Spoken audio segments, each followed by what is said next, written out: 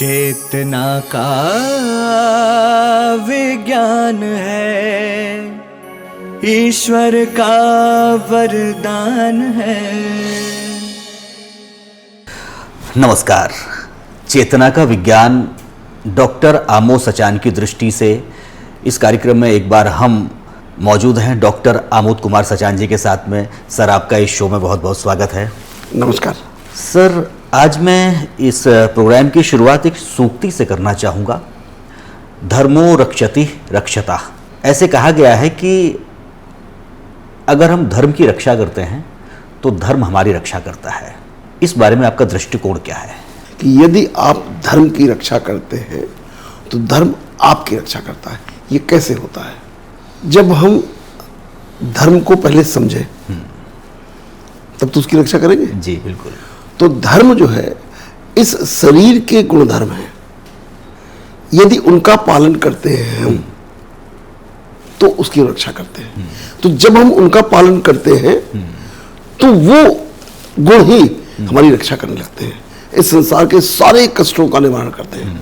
और यही गुण मनुष्य के गुण है, क्योंकि हम उसी की संतान है, उसी के अंश हैं। तो जब उसी के अंश हम हैं तो वही गुण हमारे हैं।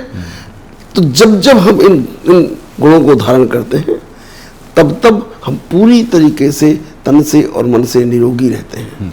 तो ये गुण ही मेरी रक्षा करते हैं। ओके। तो पहले हमें उन गुणों की रक्षा करनी है। धर्म की रक्षा करने मतलब है इन गुणों की रक्षा करनी है, इन गुणों को अपने अंदर समाहित करना है। जो धर्म के गुण हैं, जो पहले धर्म उनकी रक्षा करनी है।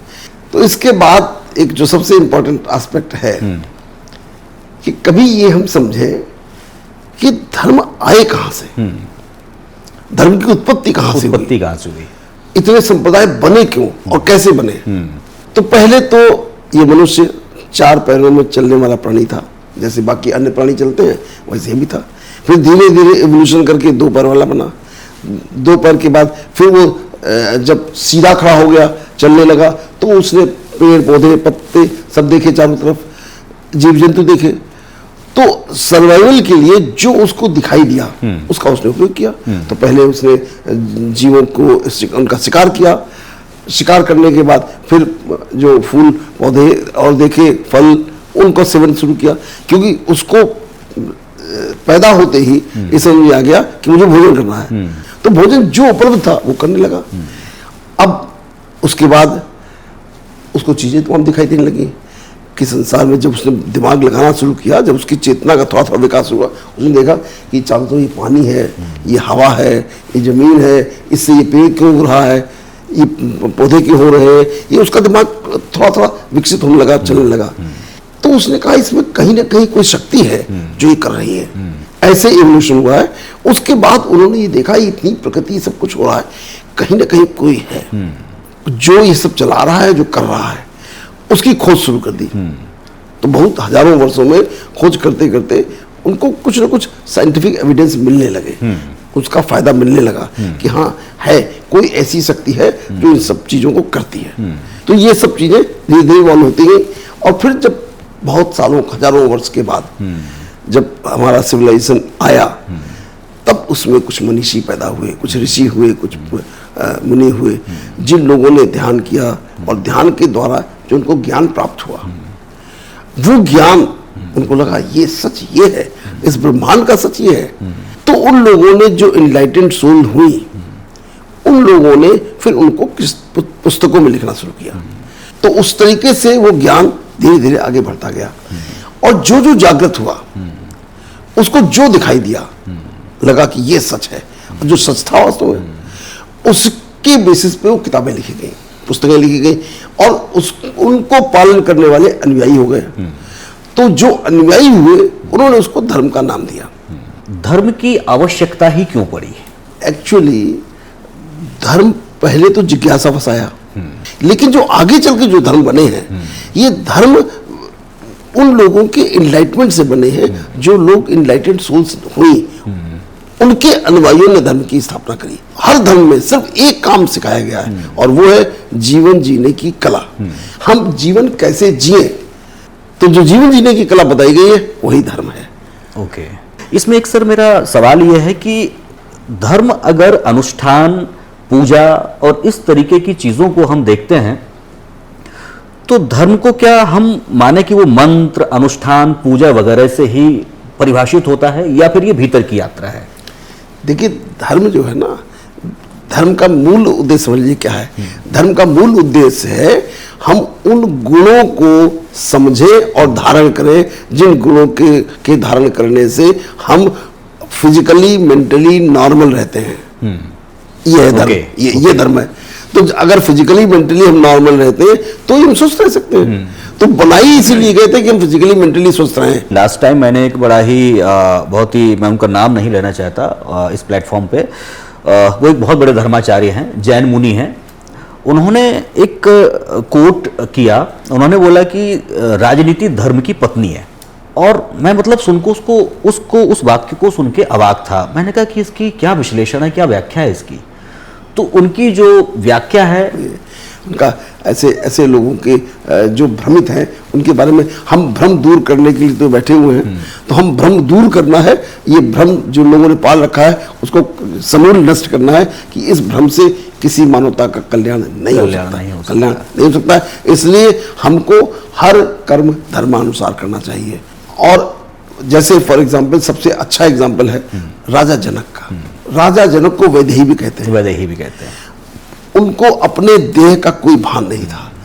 वो आत्मिक स्वरूप में रहते थे और पूरा राजपाट करते थे, लेकिन उनके अंदर रंच मात्र भी कोई दुर्गुण नहीं था।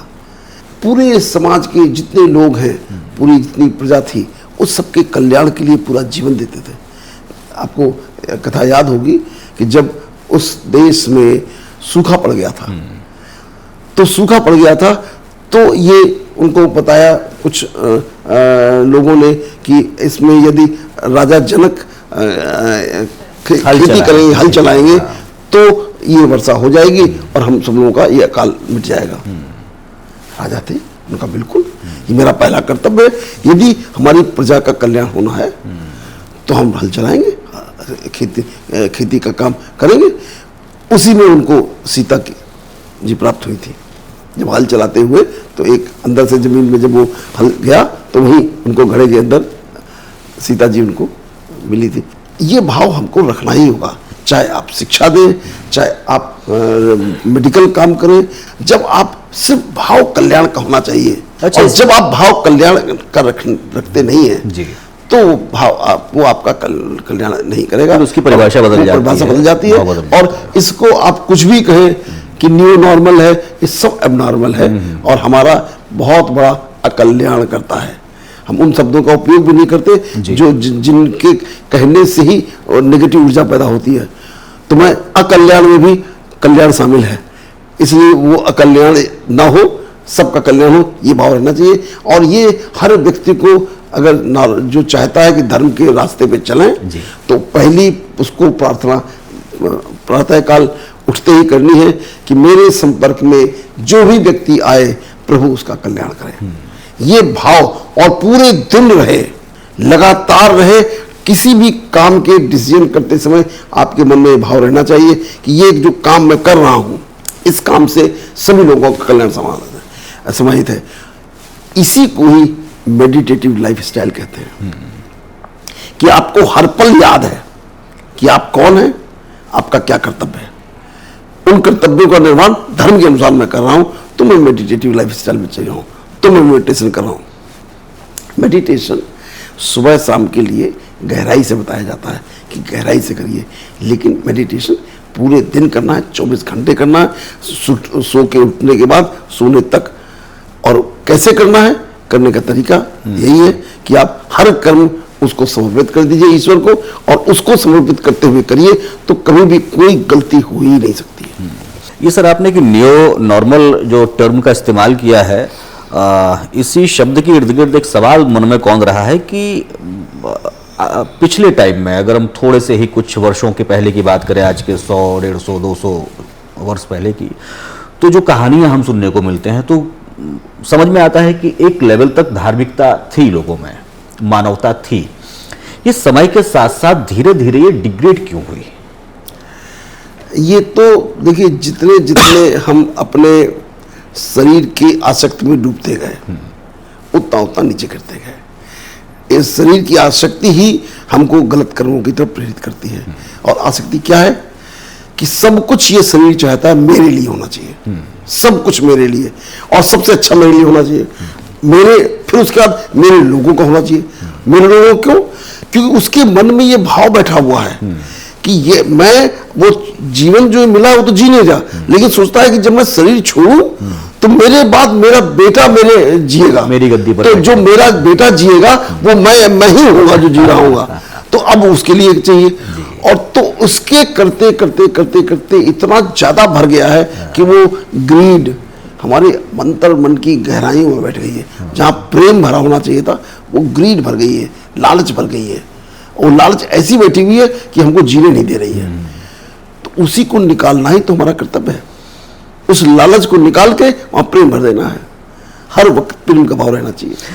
अगर एक परसेंटेज सर हम आपके नजरिए से देखें तो इस समय जो हमारी मानवता है, पूरी दुनिया की मानवता, कितने प्रतिशत सिक है, बीमार है, और कितने प्रतिशत बची हुई है थोड़ी बहुत जिसमें चेतना बाकी रह गई है? आप इसको दो तरीके से कह सकते हैं। जो आपका सवाल है जी। कि क्या उनको भी हम नॉर्मल मान सकते हैं जो लोगों के अंदर थोड़ी मानवता है? हाँ जी, एग्जैक्टली। तो वो दिखता है कि नॉर्मल मान सकते हैं, लेकिन ऐसा है नहीं। वास्तविकता ये है वर्तमान परिस्थितियों की कि 100% 800 करोड़ की आबादी है पूरे विश्व की, 100% पॉपुलेशन बीमार है, 100% पॉपुलेशन। और वो बीमारी को तब हम कहेंगे बीमार नहीं है क्योंकि जो हमारे गुण हैं, जब मैं उदाहरण कर ले पूरे, तो मैं बीमार नहीं हूं। और वो गुण है प्रेम, करुणा, दया, शुभकामना, शुभकामना, सुख, शांति, आनंद, ज्ञान। ये हमारे गुण हैं। इन गुणों को जब हम धारण कर ले तो हम उसको सही कह सकते हैं। लेकिन ये गुण कितने लोगों के पास है? अगर आप पूरे विश्व में ढूंढेंगे तो अगर 2, 4, 6 लोग मिल जाएं तो बहुत बड़ी बात है। पूरे विश्व में कुछ कोशिश कर रहे हैं, कुछ हैं, और जो इस बात की जानकारी रख रहे हैं कि हाँ जो मैं कर रहा हूं ये गलत है और मुझे ये कर रहा है, और मुझे उसमें चल निकलते हैं, मैं सोचता हूँ वो ही बहुत बड़े भाग्यशाली हैं। उनको ही मैं भाग्यशाली कहूंगा। कम से कम ये उन्होंने देख लिया, जान लिया, समझ लिया कि हाँ मैं गलत रास्ते पे हूं और मुझे सही रास्ता ये है, मैं इस रास्ते पे चलूंगा। ये अपने आप में ही उसको गंतव्य तक पहुंचा देगा। इनकी संख्या भी उंगलियों में है। ओके। जो ये जानते हैं कि हम गलत हैं और हमको सही रास्ते में जाना है, उनकी संख्या बहुत ज्यादा नहीं है। तो सोचिए मानवता कहां पहुंच गई है, मनुष्य कहां पहुंच गया है। मनुष्य की अब तो स्टेज अगर देखनी है मनुष्य कहां पहुंचा है, तो आप उसके लिए न्यूज़पेपर आपके लिए काफी है। न्यूज़पेपर के सवेरे दर्शन करते, मैं तो कहता हूं न्यूज़पेपर पढ़ने में आपका बहुत नुकसान है। जैसे मैं स्वयं न्यूज़पेपर पढ़ता हूं, जो समाज में रह रहा हूं, आवश्यकता है, मैं सिर्फ उसकी हेडिंग देखता हूं और उस हेडिंग के बाद ये देखता हूं क्या इस न्यूज का मेरे जीवन में कोई प्रभाव है, पन्ना पलट देता हूं। जितनी हेडिंग पढ़ी उसका कोई प्रभाव नहीं, फिर पन्ना पलट देता हूं, और मुश्किल से 2-3 मिनट के अंदर मैं पूरा न्यूज़पेपर पढ़ लेता हूं। ओके, सर ने एक बहुत ही महत्वपूर्ण बात कही। मैंने सर से पूछा धर्मो रक्षति रक्षता, जिसका वर्जन आजकल लोग बहुत ही अतिरिक्त लेते नजर आते हैं, और सर ने एक बहुत अच्छी उसकी परिभाषा दी कि धर्मो रक्षति रक्षता, यानी कि धर्म के अनुरूप जो उसके सद्गुण होते हैं, अगर हम उन गुणों को अपने जीवन में उतारते हैं तो वही सद्गुण हमारी रक्षा करते हैं।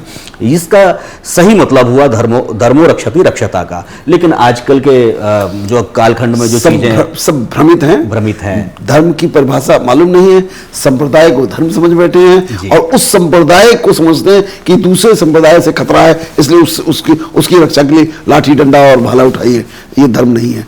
धर्म तो वो 7 गुण हैं जो हमको धारण करने हैं, और वो जब हम धारण करेंगे तो ऑटोमेटिकली हमारी रक्षा करेंगे। वो किसी की रक्षा करने की जरूरत नहीं उसके लिए। सर ये विषय एक ऐसा है कि इस पर मुझे लग रहा है कि आपसे कम से कम 2-3 एपिसोड और बात की जाए, तब कम से कम हम थोड़ा सा आपका और मार्गदर्शन ले सकेंगे। आज समय हमें यहीं पर समाप्त करने के लिए इशारा कर रहा है, और आज इस एपिसोड को हम यहीं पर समाप्त करते हैं। सर, हमसे बात करने के लिए आपका बहुत बहुत धन्यवाद। नमस्कार।